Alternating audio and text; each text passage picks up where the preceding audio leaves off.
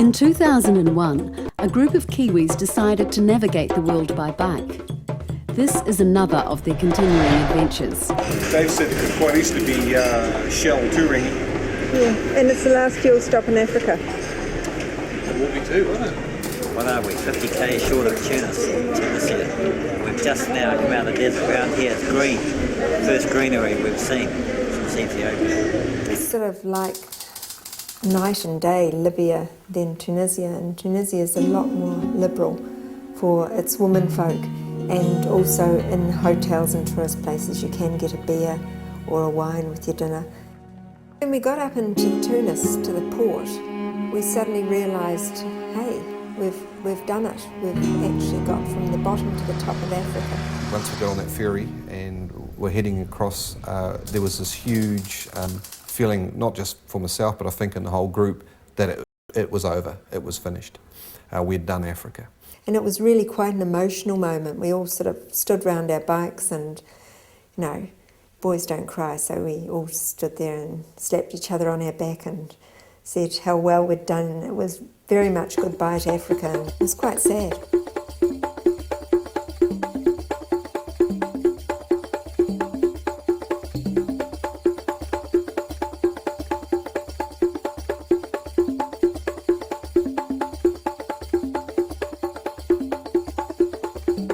Africa, the Dark Continent.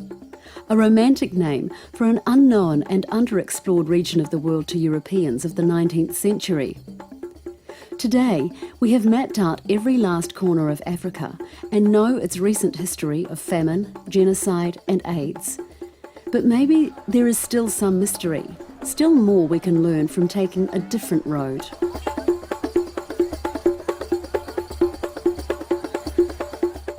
World by Bike, which is our sort of plight to ride the bikes around the world, really started in 2001, and where are we now? 7. We've got another 3 years to go of doing these trips, and neither of us have been to Africa, and you've got to do it. If you're doing the world, you've got to do Africa, and we've done India and the Himalayas and China and Central Asia, and so it was just Africa's turn.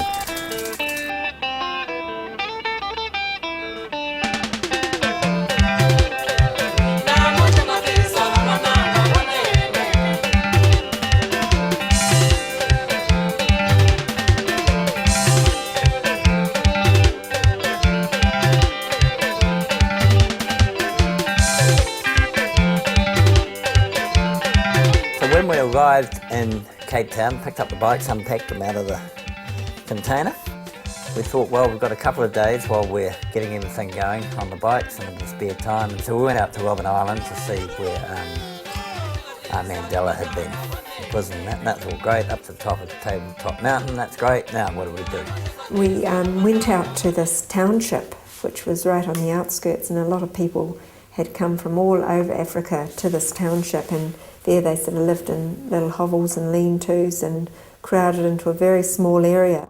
And there were rats running around, you know, in between the children and so on, and yet we got a tour through the place. One of the local guys was pretty entrepreneurial and he set up tours. And I don't think I would be running a successful business operation in this community if people were not smiling, if people were not opening their hearts, if people could not open their doors wide. So you get into the houses and meet the locals and all that. That was great. So you'd make a few bob. So I don't know what the time was, about 10, 12 o'clock in the morning. There's quite a bit of alcohol being drunk at that time. They're pretty idle, these guys. Population, more and more people coming here. We're no longer living in a designated area. For instance, this section across the road was not at all meant for housing. It was never serviced. There's something like 1,000 people living in this section, and there's only 6 toilets, 6 public toilets, and 2 water taps for these people. And so you'd ask them about their lives, and a lot of them had come down from northern Africa, even as far as Somalia. And they regarded, you know, South Africa as absolutely, you know, the epitome of getting ahead, even though they didn't have jobs. And it was all on expectations. They expected that they would get a job at some stage, they would have employment and things would, because at least there was a chance in South Africa. There's no bloody chance in Somalia. 90% of the people living in this township, they were not born here. Right. They were born somewhere else. People who live in this township come from South Africa, countryside, rural areas, where there is no work. So people are like animals. They don't stay they don't remain in an area that's dry, for sure. They will want to descend until they find a fit for them. I just couldn't believe the size of the rats. They were the only rats we saw in Africa were there, and they were absolutely huge. And we sort of chatted to some of the locals because, you know, especially about the health implications of things like that, and they said, oh, there was some, you know, Irish people came at one stage and they helped us get rid of the rats. But there didn't seem to be that follow-through. I suppose you're so desperate to get a job and continue, make some money, that you don't perhaps look at your immediate living surroundings, but it was horrific conditions for kids to be living in.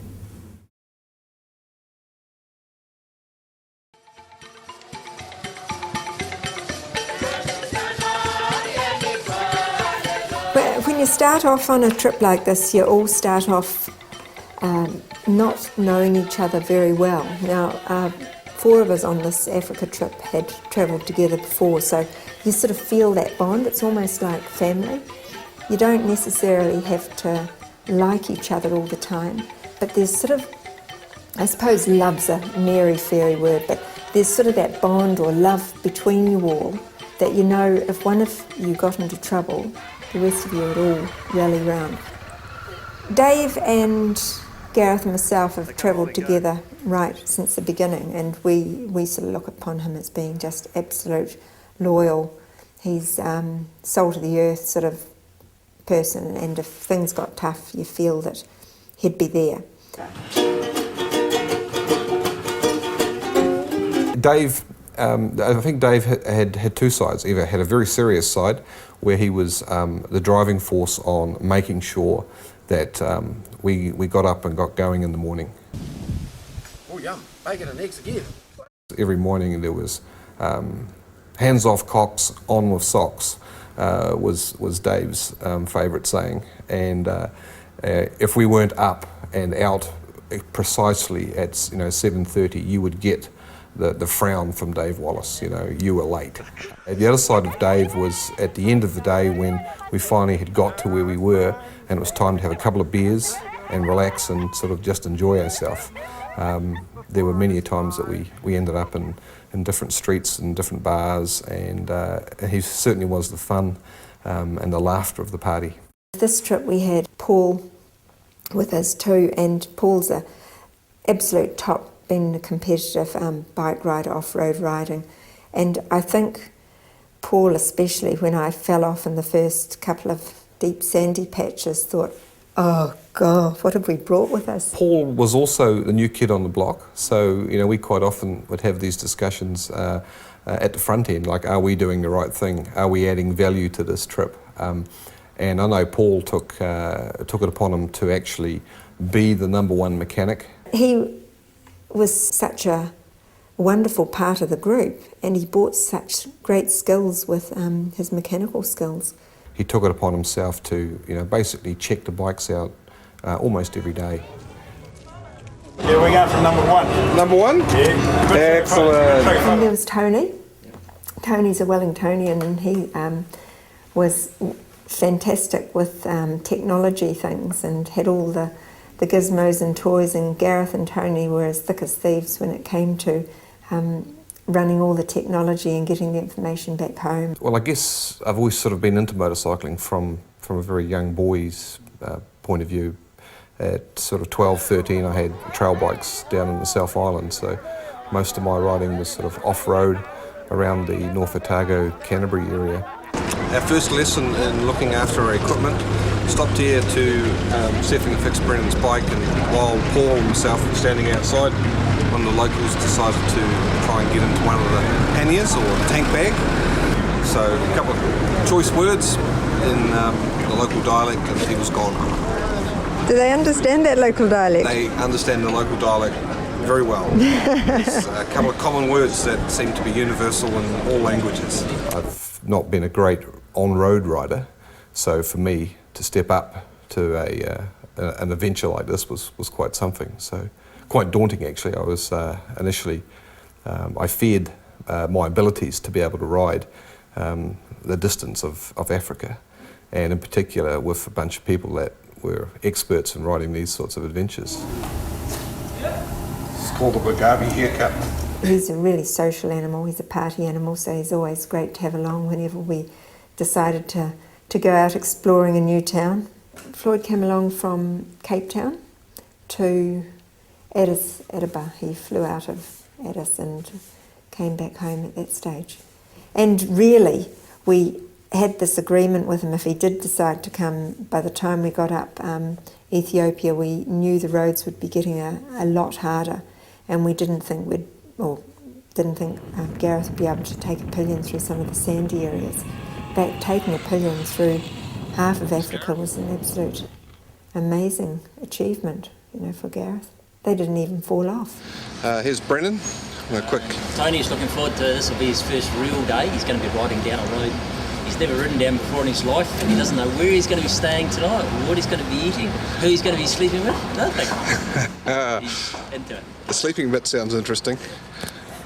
And Paul, you got anything to add to today? I like your beer you've got on you. Yes, I might share one with you if you play your game right tonight and sleep with the right people.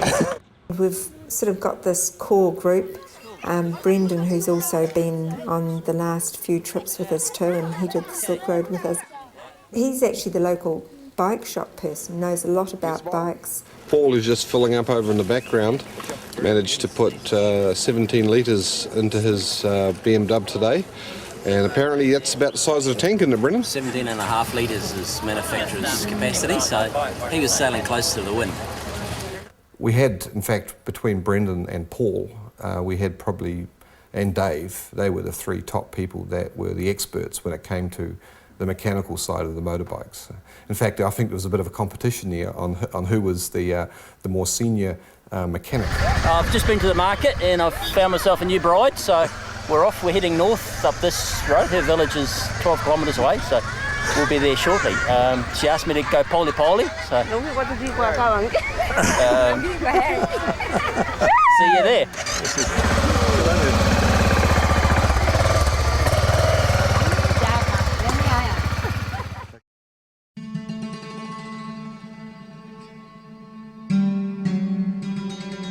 A typical day would start with Dave Wallace sort of banging on the door, and then we'd get out of bed, dress ready to ride, and start a journey with a fairly basic breakfast. It's actually been pretty cushy so far, but we're getting a few more interesting roads with potholes that you could actually park a vehicle in and not notice until you actually came upon them. And yet I think our main risk on the road is still animals and big vehicles. You get the buses and trucks that will sort of ride you off the road. That's pretty dangerous. Dave, can you describe the road to us? Bumpy? Bumpy? Bumpy, yeah. It was.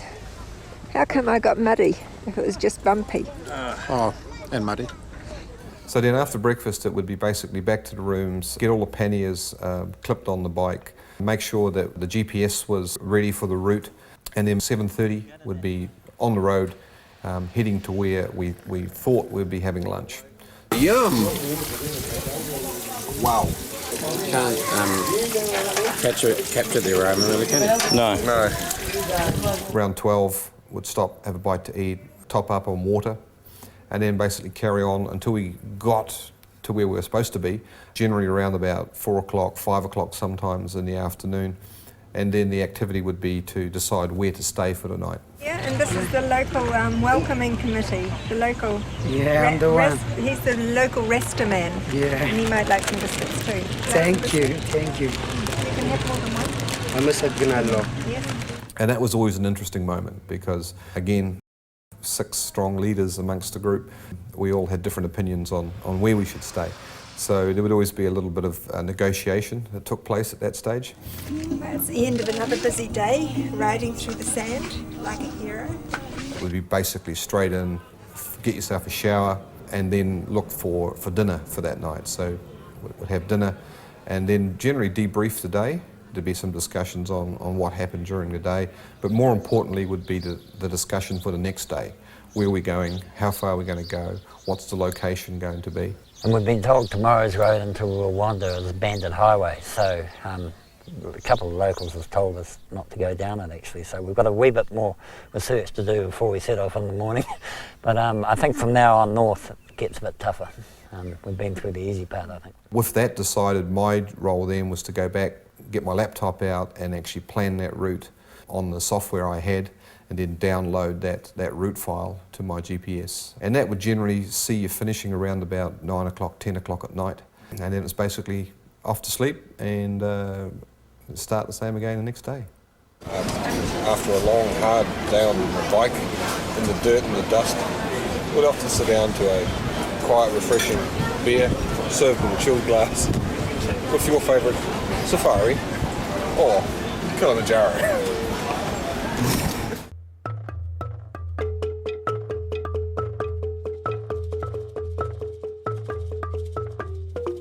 On the wildlife front, Botswana provided the first taste of the big mammals of Africa as the riders left the desert of Namibia and moved into the savanna of the Kalahari. Its grasslands, deltas and trees providing the nourishment to sustain the likes of elephant, giraffe and rhino.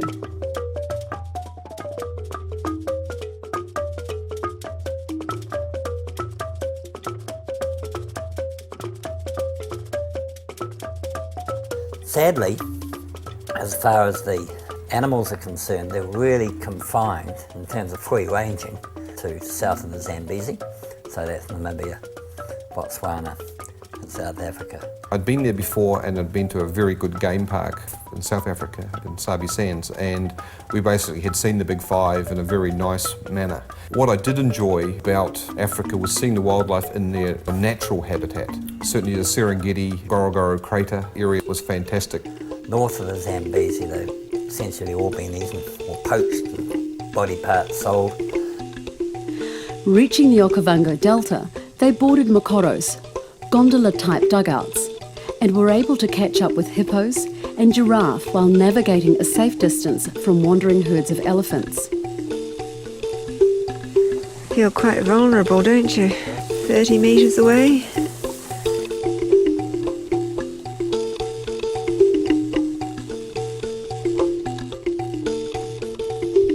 It's like tourism in New Zealand. I don't think it actually has that big a multiplier. It's almost like annexing part of your economy, like here, you know, Queenstown sort of. It's hard to believe it's part of New Zealand at times. And that's certainly the case in Africa as well, because I mean, just look at it. People fly in, they then get a bus to the game park, and then all their activity is within the game park, and then they fly out again. So yes, it does provide a few jobs and things like that, but it's not a big multiplier activity. When we're staying in the Okavango Delta, and we had these tents on little sleeping platforms, and under Floyd's one you could hear this incredible noise, and it was night time, and you'd sort of lean out of this tent and shine the torch under the platform, and there's this row of eyes, and they're warthogs. They're huge things. The males have got their big tusks up, and they're pretty fearsome looking creatures, but they obviously had found a snug place under there. But there's elephants wandering through that camping site at night too, and you could hear the hippos, lots of hippos. Yeah, the camel ride was up in Aswan, which is in the south of Egypt. Joanne decided that she wanted to go for a cruise on the Nile in one of these peluches, I think they're called, which is just a little sailboat. And so we went and did that, and on the other side of the river, there were these guys offering camel rides up to a fort, actually an ancient fortress, and also up towards the Aga Khan's tomb. So we got the boat to park over on the other side, and Joanne went and negotiated with the local Arabs for what seemed an eternity to get the price right. And then off we went on this sort of camel ride up across the hills. No, like that. It was great actually. It's good fun. I wouldn't want to do it all day though. I think I prefer the motorbike than the camelback somehow. Oh, she's so pretty.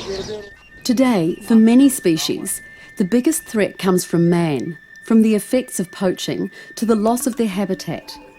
No greater example is the plight of the mountain gorillas of Rwanda, who were trapped for 10 years in a war zone and still face incursions into the park by human gorillas, human-spread disease, occasional poaching and constant pressure from land-starved farmers. Probably the best for me was Rwanda and the gorillas. We weren't sure if we could possibly get ourselves onto a gorilla trek, but we managed. And to walk up, actually be amongst the gorillas for 1 hour was just absolutely amazing. Once you do something like that, I'm sure everyone would have an opinion about animals in captivity. Certainly the gorillas. There's an eerie canniness about it that when they look at you, they're not just looking at you like a dog looks at you, they're looking at you and you know there's some form of intelligence there. And unfortunately very much like a human. You get into the jungle and you have a guide and he says to you, I can hear them. So then he starts making gorilla calls. And it's not until the silverback, that's the male, that heads the family, actually answers that you can go in. And he says, right, we can go now, because he won't, otherwise he'll attack us. I think he was about 280 kilograms, this boy. He just demands the whole environment. So, you know, you are there and you are cowering down to him. And he walks around, he knows what's going on. So, you know, he susses out everyone that's in your group. And you certainly know that you're second or third down the pecking order when he's around. But just an amazing creature. And you sit there with these huge blooming gorillas, and, you know, it's pretty eerie, really. It's sort of like looking into your own soul, really. And halfway through the visit, because you're only allowed with them for an hour, the silverback suddenly leaps up and heads straight at the guide and just pushes him with his finger like that, and the guide goes hurtling across the bloody clearing straight into me, and I go hurtling. That's the power of the thing. And the guide said he does it all the time, and he only ever does it to me, and he thinks it's a great joke.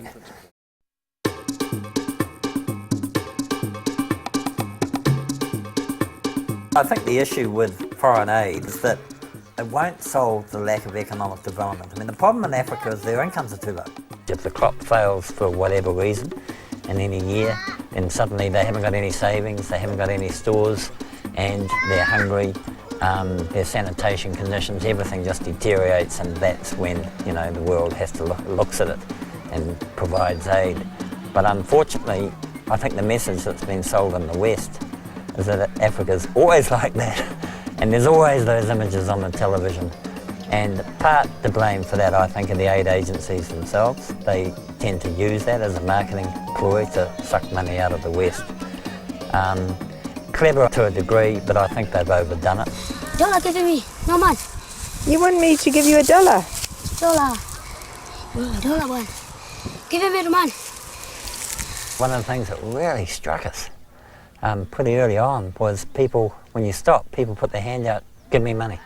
Give me money. That's the most common, whereas other places is what's your name, you know. But here it's give me money, and you sort of, what is it about Africa that they do that? Why do they do that? And I think it's just the ubiquity of all the aid agencies here and the handouts. I think the West, or people in the West, are trying to solve Africa's problems through aid. You'll never solve it through aid. Their issue is they've got low incomes, so you need to get their incomes up. And the only way to do that is to allow them to sell their produce in the West for, you know, decent prices, particularly agricultural produce, but they're locked out. Controversy struck when Gareth's comments made their way back to New Zealand, and World Vision CEO Lisa Sescon took him to task in the New Zealand Herald.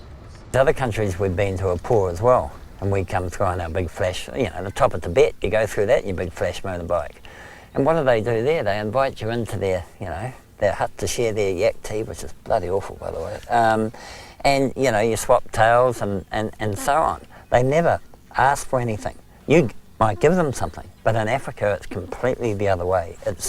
Sescon described Gareth's comments in the Herald as, quote, ill-informed and inaccurate observations, completely devoid of respect for the continent he is touring.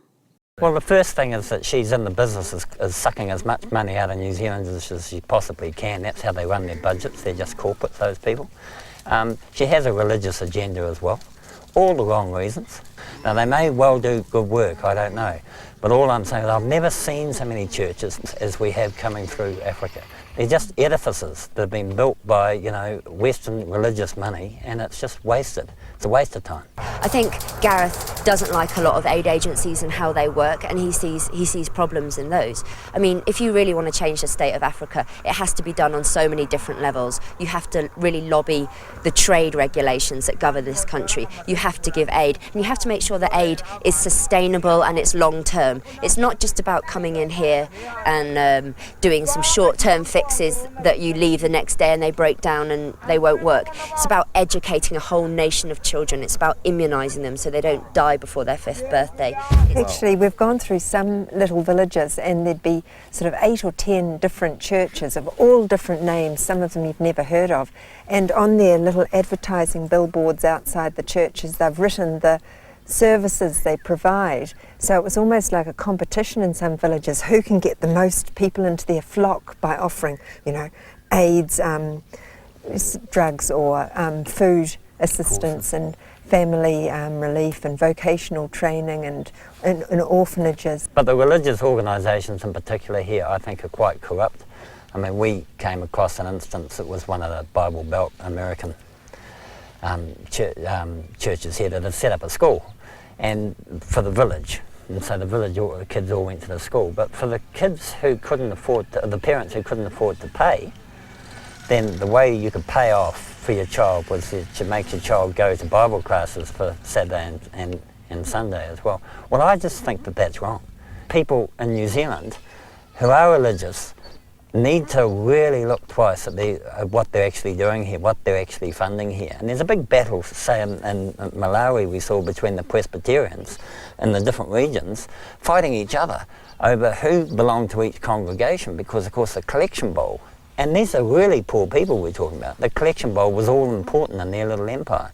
It's totally for the wrong reason, that stuff.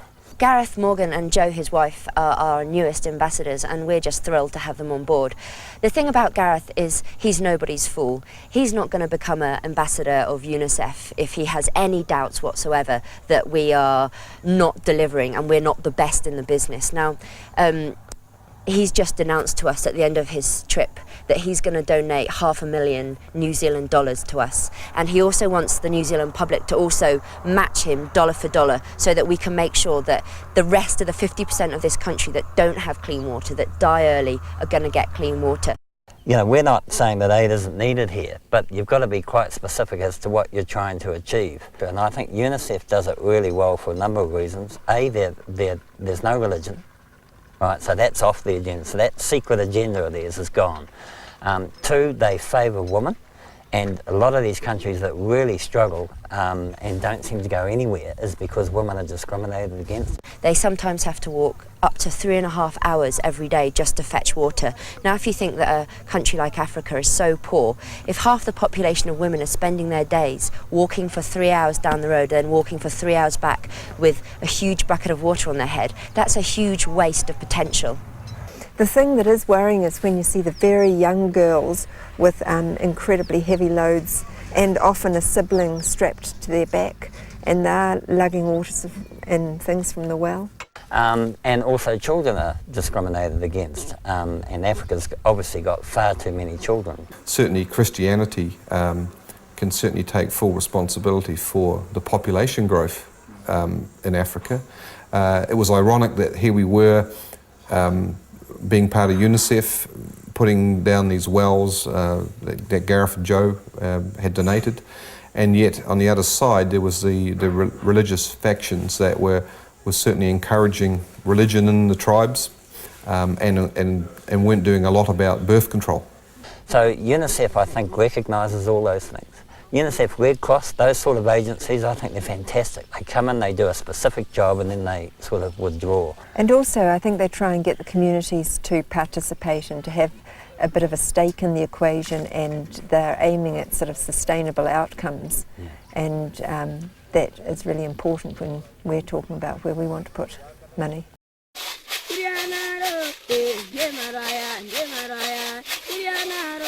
Now, of course, the religious thing, which is basically it's the front between the Christians and the Muslims, and they're both sort of, there's a war on numbers there, like all the Maasai have been captured by the Muslims now, and they all go to madrasas and, you know, so on.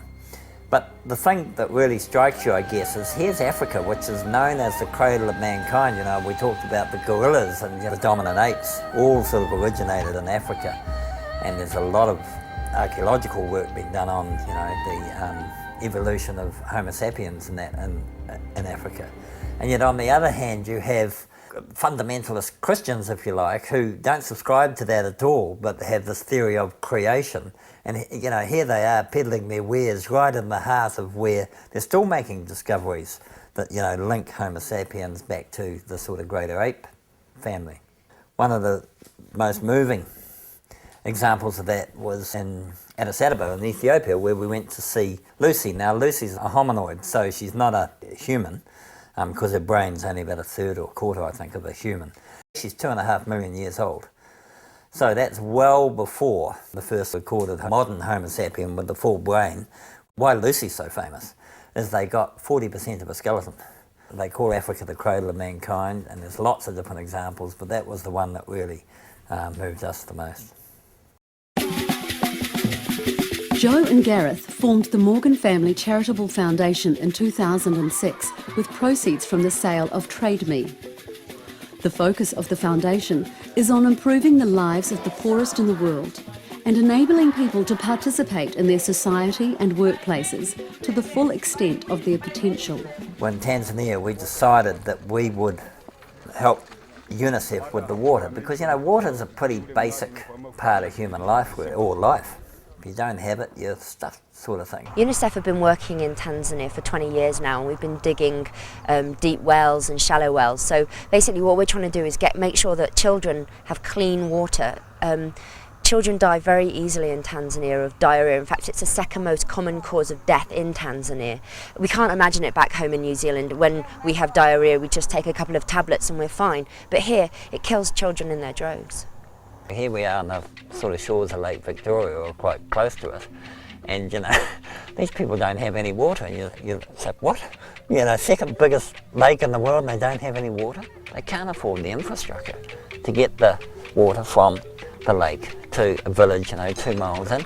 In 2007, the foundation donated $250,000 to the Tanzania Water Project, a 3-year project which will take clean water to thousands of children and their families in 3 districts of Tanzania.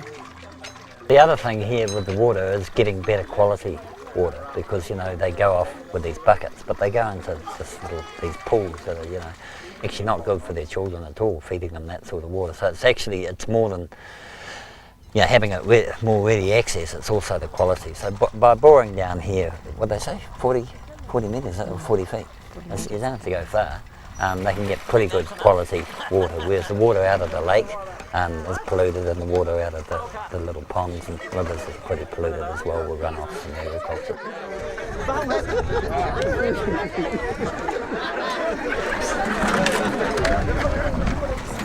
Imagine doing that for 3 to 5 Ks. That's just, and I'm seeing young girls with buckets that size. Where do they get their strength? Necessity, I suppose. No, that's right, amazing. And this temperature, it's good water though, it looks really clean. Their deportment is absolutely wonderful, I've got to say that, and I've tried to actually lift these buckets of water or grain up, and it's incredibly heavy. It's about 20 kilograms often on a woman's head. Jo and Gareth will also match dollar for dollar further donations from the New Zealand public. They are thanking you in their local dialect because they can't speak it. So for us it's a great privilege to be able to play some small part in helping the people of the villages have access, easier access to water and to better quality water.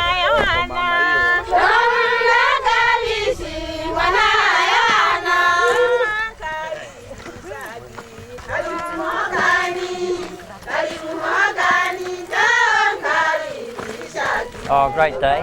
Unbelievable hospitality. Aren't people just unreal? It's like going to, a Mariah on steroids, really, coming to these things, to these villages, and the women singing and all the rest of it. Fantastic day.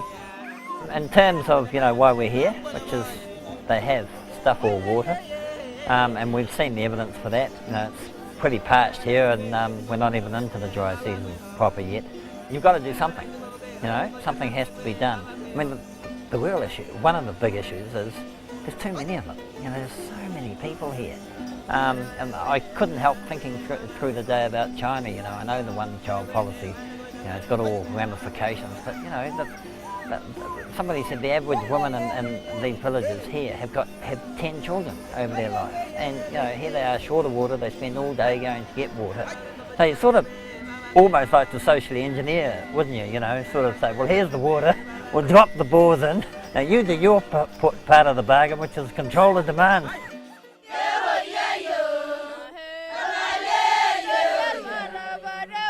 Africa in general, the women tend to work really hard, especially down the southern parts of Africa, and they're often out slogging away in the fields. But you do see them out socialising in the evening as well, and they're very quite outgoing types of women. Whereas when we got up to the Muslim areas, it's just such a division in society that the women are kept really separate. You'd go to restaurants and there'd be 200 people there, and you'd realise you're the only woman, and you'd be looking around, and it took me a while before I realised there's usually a segregated area for the women and girls, and by the time I found them, we'd get to a restaurant and I'd wander into the segregated area and meet up with the girls and see what they were sort of living life like. Often they'd been fairly well educated, good English, internationally, knew everything, were on email, but they were still totally covered and very subservient role in society. They weren't allowed to work even in shops. You'd go to an underwear shop and there'd be boys working in it, not women. Haven't seen any other woman in this town, so being Ramadan, and it just seems quite appropriate that I take the demure, submissive approach to life, and the guys are quite enjoying me being submissive and demure. Now, the other thing I've got to talk about is all through the southern part of Africa, the boys got all these wonderful offers from the local girls, but when we got up to sort of Arab Africa, and I'd go off to shopping or buying the food or whatever by myself, and you'd get all these sort of propositions and compliments and such from the men. It was quite good.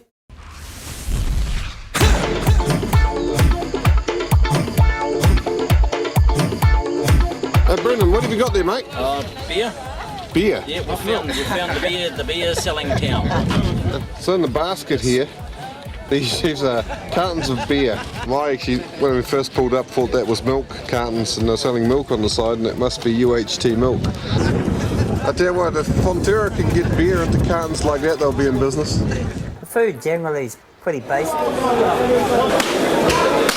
We were sort of warned that the food would be terrible, and you'd be sick every second day.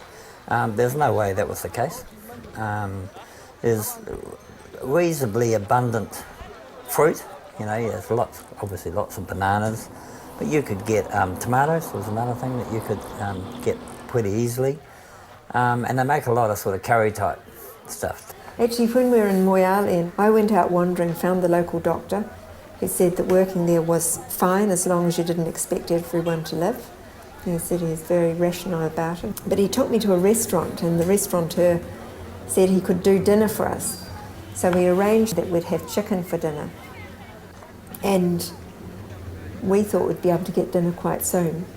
And he said, no, we can't do anything for 3 hours. And I said to him, why does it take so long? And he said, look, if you want goat for dinner, it can be really fast. And pointed over to the goat tied in the corner. He said, if you want chicken for dinner, I've got to go and catch them. Is the chicken any good, Dave? Love it. Sometimes the guys especially would think that there wasn't enough. Have you eaten? We're just taking time on us, Joe. Floyd's received his continental breakfast. Their staple diet, which is a thing called mealy, we sort of didn't go near. You know, that's like, well, we did once or twice, and that was it, because that's a bit like eating Play-Doh. And I'm not quite sure what it is, but I think this is lunch, maybe for everyone. It's sort of like porridge. When you're going along and you get hungry and you get to one of the little towns, you'd quite often find one of the kids wandering around with a tray of eggs. Eggs. Africa, for me, I'll always remember eggs. This is the egg guy. He sells, he'll sell you an egg. What was the price of the eggs? 1,000 kwacha? Kwacha. Yeah, it's about 30 cents. 30 cents. 30 cents for an egg, and it's been hard boiled. With salt. With salt. Still warm. Oh, excellent. We stayed in this one place in Moyale, and it's reputed to have the worst, smelliest toilet in Africa. And I've just been bleeding through my mouth. No, it's nothing to the one in Uzbekistan. Nowhere near as bad. Well, I'm about a few metres away and I can hardly breathe. Just disgusting. It was disgusting.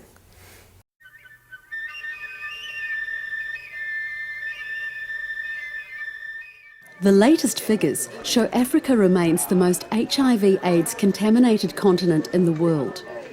63% of all HIV-positive people in the world currently live in the sub-Saharan region of Africa. Obviously AIDS is a big, as we all know, there's been a blight of AIDS right through the area.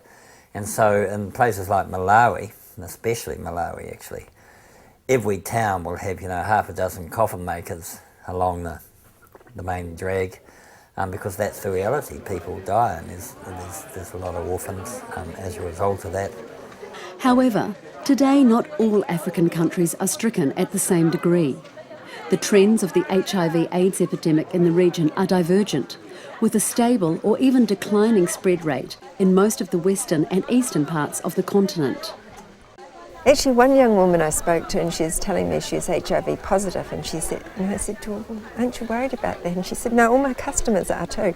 And here she was in this little village that was seemingly had very high AIDS statistics and HIV, and she just didn't think it was abnormal at all. This was part of their normal life, and it's sort of quite a worry, that acceptance.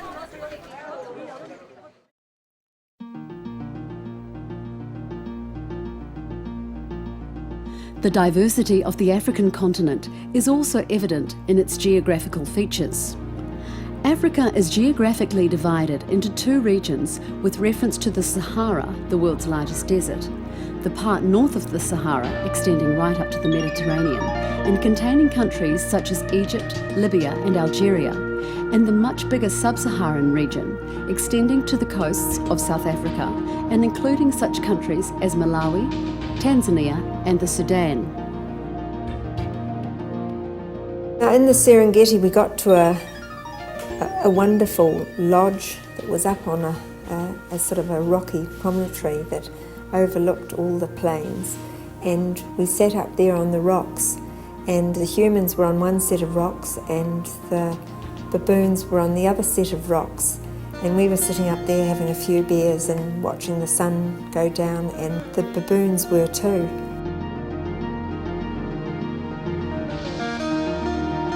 Well, we're in Egypt and it's about 6 o'clock in the morning.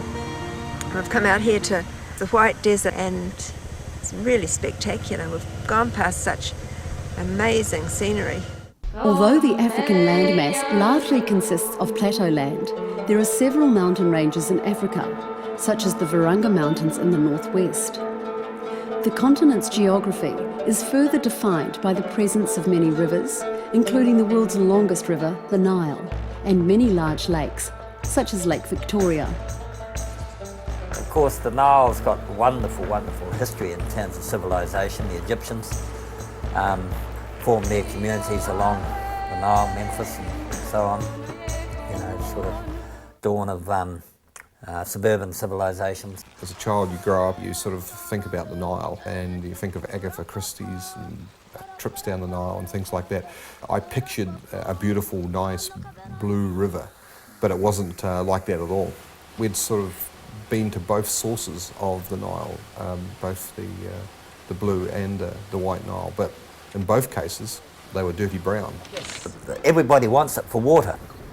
Now the Egyptians happen to be at the end of the chain because they're the last country the Nile goes through before it hits the Mediterranean. So traditionally they've had the Aswan Dam, and they put that across to generate electricity and to control the flooding, because when it rains like hell in the middle of Africa, you know, it all goes into the Nile gets pretty big, hits the Nile Delta at the top of Egypt there, it just floods the bloody thing.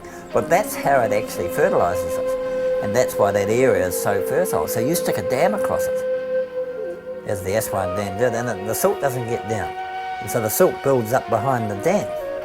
It wasn't until we finally got into Egypt and the two big dams that are in Aswan, all the silt would drop on the back of these dams, and below these dams, in particular in the town of Aswan, then you had the picturesque Blue Nile. You won't see clear water, it's like the Waikato River.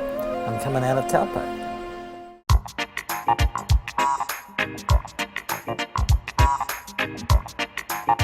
Well, I think when you go to Africa from somewhere like New Zealand, the sort of first, second world country, you have a certain image of the place that's really been formed by the limited reading you've done and probably the greater exposure you've had on TV to news clips about the latest crisis.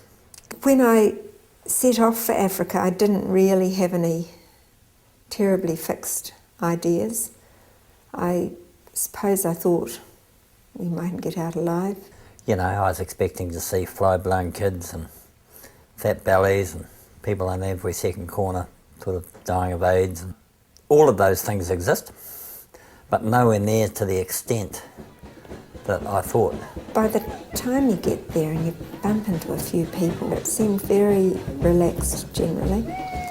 Human life first began on the continent of Africa some 7 million years ago. Today, within the 46 countries that make up modern Africa, there are several thousand different ethnic and tribal groups, each with their own distinct cultural traditions.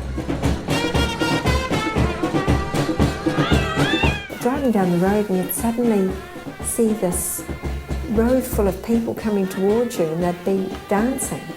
Their movement and the beat and the dancing was just amazing. You'd stop your bike and they'd just dance around you.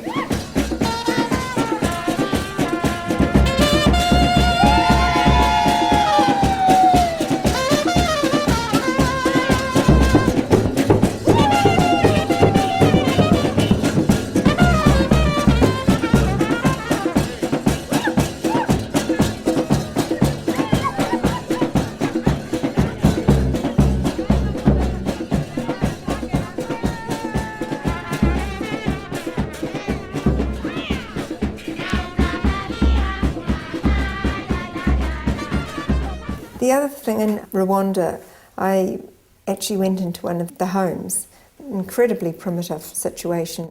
This lady here has said that I could come to her house and have lunch, and this is her daughter. You got a cup of sort of like porridge. Knock knock, coming into the guchana.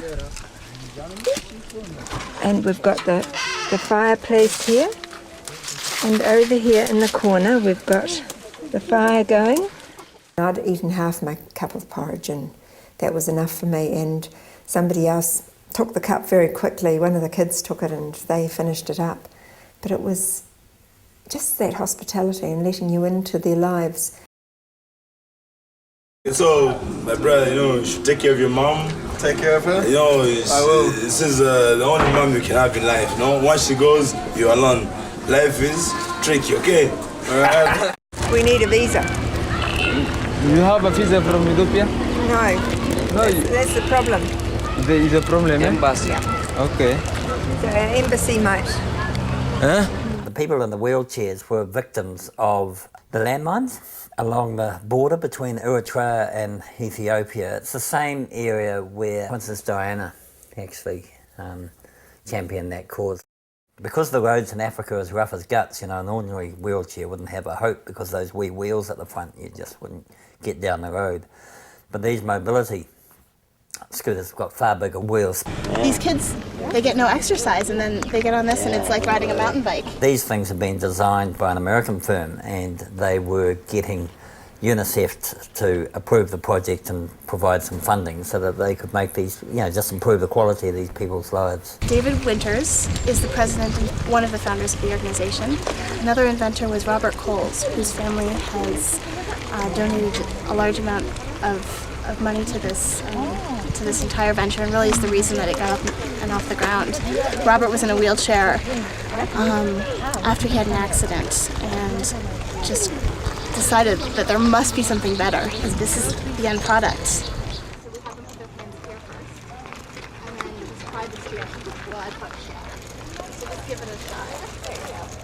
When you go into some towns, you realise how fortunate we are in New Zealand, just how much we've got compared to how much we need. And these people with very little are just so interested in what you're doing and interested in your life. Well, it's like wherever you go, the most positive thing you get is the people, because people the world over, 99.9% are really wonderful to you. They're just fantastic. They go out of their way to help you, and generally, we've said it before, the poorer they are, the more generous they are. The exception to that are the people who are in positions of power, because in a lot of these countries, democracy is not the norm. I sort of went into Africa thinking that here's a country, or many countries, that need help. And I actually don't believe Africa needs help. I think Africa needs management. There's a saying about governments in Africa, they don't represent the people, they actually try to subjugate the people, because most of the governments in Africa are dictatorships of one form or another. The president will be there for life, or until he's shot or whatever, dies of AIDS. So you just take that sort of stuff away and just deal with the ordinary people who are trying to feed themselves every day. 85% of Africans are subsistence farmers, meaning that they only produce enough to feed themselves and their family. So they live on the edge. So if they have one bad season or the crop fails for whatever reason, they're gone, they're starving. And I think that's what makes it really interesting from a Western point of view, because here you have these people who are living in a very high risk situation. It just doesn't have to rain and they're in trouble. It would make us miserable and fearful and full of angst. It doesn't seem to have that effect on the Africans at all. They're used to it, done it forever. Africa did teach me a number of things about myself. Going into the team, I was the new kid on the block. So I said to myself, I'm going to have to be very subservient here. I'm going to have to just stand back, not do what I'd like to do, and that is lead. And I lasted all of about 3 weeks with that. I tried my best not to organise, lead and try and control, but I found I just couldn't do that. So big learning for me was you are what you are, and at the end I felt more comfortable debating, arguing, getting my point of view across. I think some of the things I'll remember most about Africa, and one was an incident when I was in a pub way down in southern Africa, and this young man came up to me and he spat something at me, very vitriolic, and of course I didn't understand what he was saying.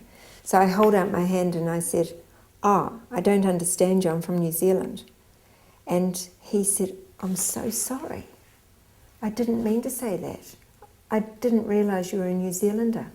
He had actually thought I was an Afrikaans, and he was speaking to me in Afrikaans, and obviously had some pretty strong emotional baggage there. Stuff. You guys, man, New Zealand, fuck man, we like Australians. We no kui, yeah. And he embraced me and apologised profusely, and it made me realise how much the rest of the world thinks of Kiwis as being very neutral. And what of being away from home in New Zealand for extended periods? I'm always between trips now, but the beauty of technology is that I can still sort of do my job on the road. My bike's got a computer that goes up to the satellite and does all the internet and everything, so to be able to just flip-flop between the two worlds is pretty cool. Life on the road also provides its share of jeopardy. Joe and Gareth were fired upon on the Africa trip, and there are always dangers of nature and of negotiating challenging terrain in unfamiliar places. It's a risk, but you can't stop living your life, you know, and we want to do this. We want to finish sort of seeing the world, so we just carry on. I mean, you've been a great life. It's not the length of life that matters, it's what you do with it. That really is the most important thing, and since our children left, we've been on this sort of gig, you know, seeing the world and educating ourselves, and I think you've just got to do it, you know. That's what life's about. Otherwise you'd never open the front door, would you?